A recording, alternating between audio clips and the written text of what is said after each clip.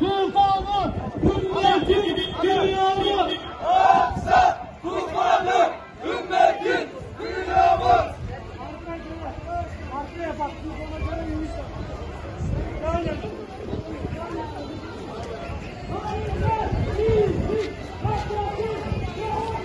Zalimler bizi yaşasın. Tekbir! Allahu Ekber.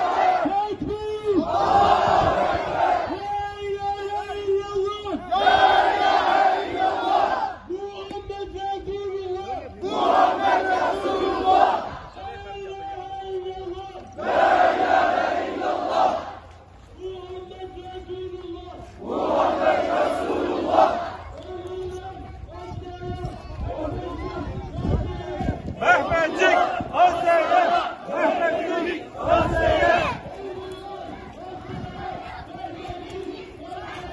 Oğullar Hazreti Mehmetçik Hazreti.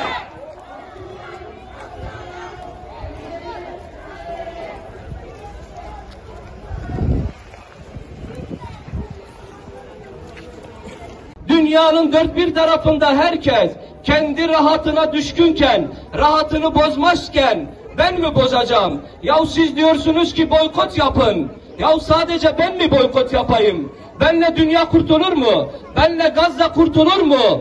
Demeyeceksin. Çünkü Gazze bunu bizlere anlatıyor. Gazze bu dersi bizlere veriyor. O halde aziz Müslümanlar, bizlerin fert fert birey bizlere düşen şey şudur.